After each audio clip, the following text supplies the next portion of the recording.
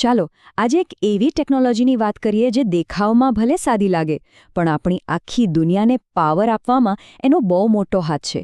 જી, આપણે વાત કરી રહ્યા છીએ ઓટો ટ્રાન્સફોર્મરની અને એના એવા ઉપયોગોની જે કદાચ આપણે ક્યારેય વિચાર્યા પણ નહીં હોય. કેવો મજાનો સવાલ છે નહીં?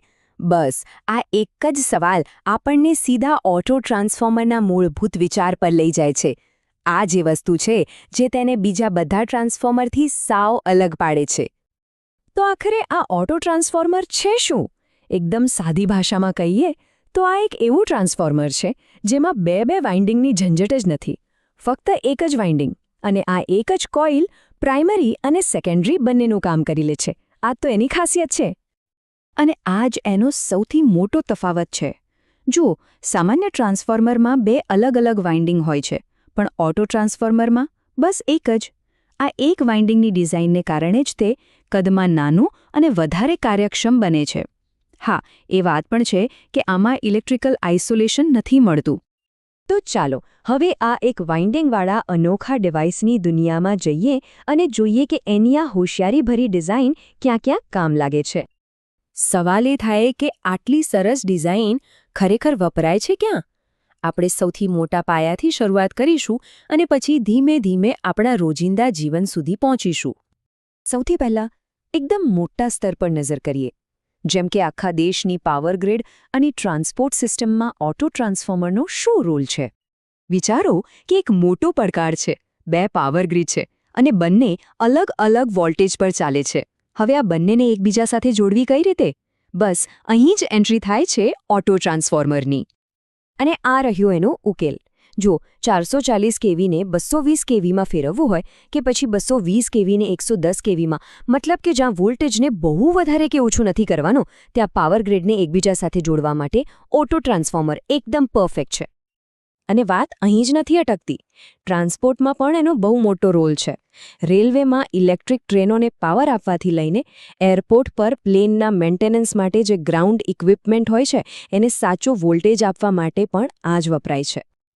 ચાલો હવે ઇન્ડસ્ટ્રીઝ અને લેબોરેટરીમાં જઈએ અને જોઈએ કે ત્યાં ઓટો ટ્રાન્સફોર્મર કેવો જાદુ કરે છે. ફેક્ટરીમાં જે પેલી મોટી મોટરો હોય છે ને, એને ચાલુ કરો ને તો એક સાથે એટલો બધો પાવર ખેંચે કે આખી સિસ્ટમ પર જોર આવે. તો આનો કોઈ ઉપાય ખરો? બિલકુલ. અહીં ઓટો ટ્રાન્સફોર્મર મોટરને એક સોફ્ટ સ્ટાર્ટ આપે છે.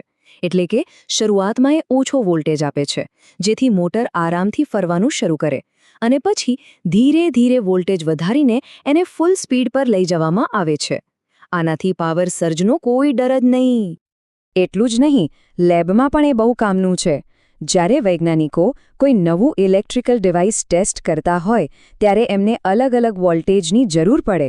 બસ આ કામ માટે ઓટો ટ્રાન્સફોર્મર એકદમ ચોક્કસ અને કંટ્રોલ કરેલો વોલ્ટેજ પૂરો પાડે છે. તો ચાલો હવે આ ટેકનોલોજીને મોટા પ્લાન્ટ્સમાંથી બહાર કાઢીને આપણા ઘર સુધી લઈ આવીએ. ઘણીવાર એવું થાય છે ને કે ઘરમાં આવતો પાવર, એનો વોલ્ટેજ વધઘટ થતો રહે છે. અને આ વધઘટ આપણા મોંઘા ટીવી, ફ્રિજ કે કમ્પ્યુટર જેવા ઉપકરણો માટે બહુ ખરાબ છે. તો આ સમસ્યાનો ઉકેલ શું? Voltage stabiliser. આ ડિવાઇસ આપણા ઉપકરણોને એકદમ સ્થિર વોલ્ટેજ આપે છે. પણ શું આપણે જાણીએ છીએ કે આ સ્ટેબિલાઇઝરનું દિલ શું છે? જી હા, એ બીજું કંઈ નહીં પણ એક ઓટો ટ્રાન્સફોર્મર જ છે. તો આપણે જોયું કે આ દેખાવમાં સાદું લાગતું ડિવાઇસ ખરેખર કેટલું બહુમુખી છે. ચાલો આખી વાતનો સારાંશ જોઈએ. વિચાર તો કરો, ફક્ત એક જ વાઇન્ડિંગ અને કામ કેટલા બધા. દેશની પાવર ગ્રીડને જોડવાથી લઈને ફેક્ટરીની મોટરો ચલાવવા સુધી, ઇલેક્ટ્રિક ટ્રેનોને દોડાવવાથી લઈને આપણા ઘરના ઉપકરણોને બચાવવા સુધી દરેક જગ્યાએ એની હાજરી છે. ખરેખર પ્રભાવશાળી છે. તો હવે એક અંતિમ સવાલ. જેમ આપણી દુનિયા વીજળી પર વધુને વધુ નિર્ભર થઈ રહી છે, ત્યારે આટલી સરળ અને કાર્યક્ષમ ડિઝાઇન ભવિષ્યમાં કયા નવા ક્ષેત્રમાં મોટી ક્રાંતિ લાવશે? એ જોવું ખરેખર રસપ્રદ રહેશે.